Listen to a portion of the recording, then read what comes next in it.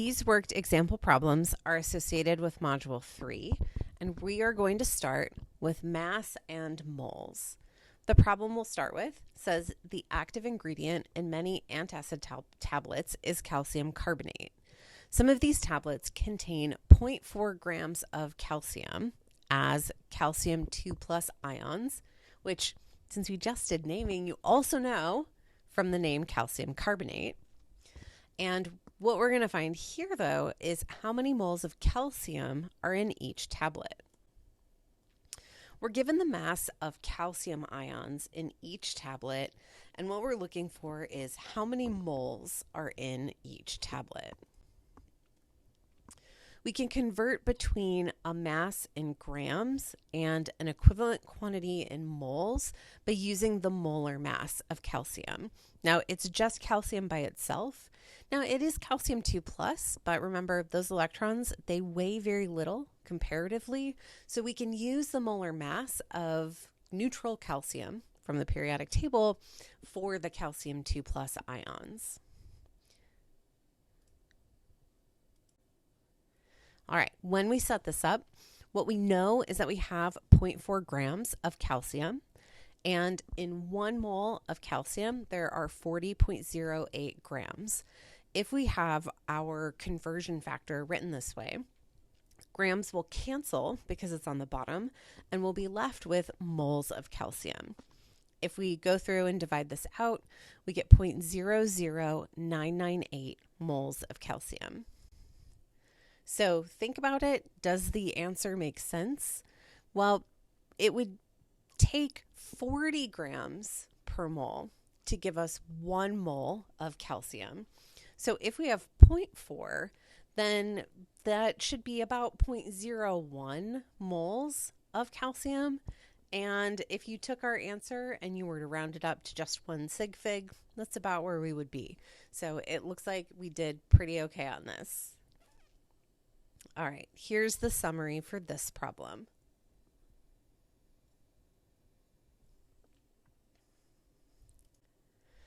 Another problem that we'll do in this module is combustion analysis. We also do we do elemental analysis as well, but many of the steps are the same for combustion analysis. So I have a combustion analysis example here, and as always, we will talk about elemental analysis and also the mass percent more as we do other problems.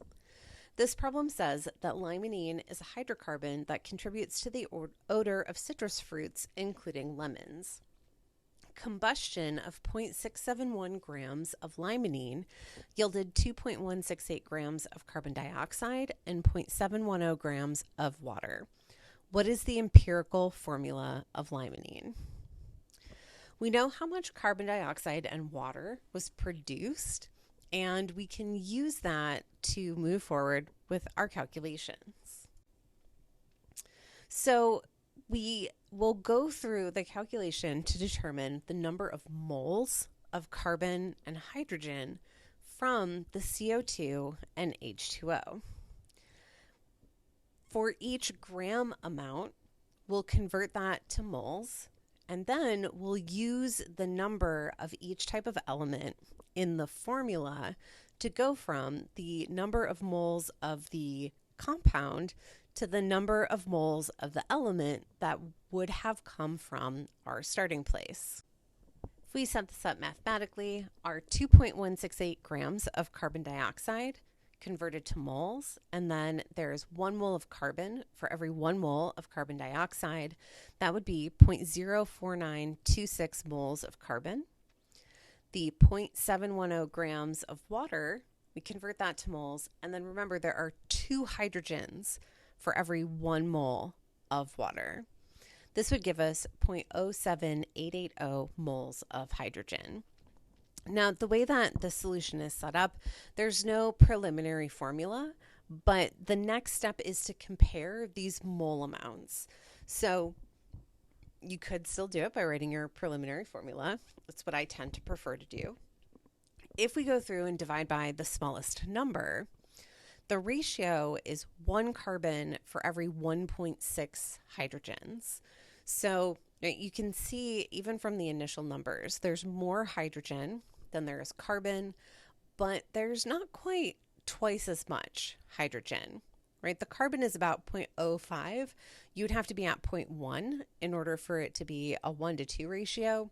So this 1 to 1.6, it looks good. It gives us somewhere to go, but it's not a whole number.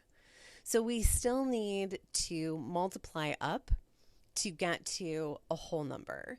Now, if you multiply by 2, it doesn't quite work, right, because of that 0.6. Now, if you go up far enough, you would find that multiplying by 5 would give you whole numbers, and what it would give you for the empirical formula is C5H8. And that's where we stop. So we were only asked for the empirical formula, and we don't have the molar mass, so we would not be able to get the molecular formula. So the think about it, checking the accuracy for this, right, one thing you can do is with what we had to do in this problem, right? Like we were able to stop at moles of carbon and moles of hydrogen. We didn't have any oxygen to worry about. We didn't have to go to grams. So in this case, you could take the moles of carbon and hydrogen, convert it into grams of carbon and hydrogen, and then add their masses together to see if you get the mass of the original sample. With how we had to solve it, that 0.671 grams of limonene was extra information, but you can use it to check your answer.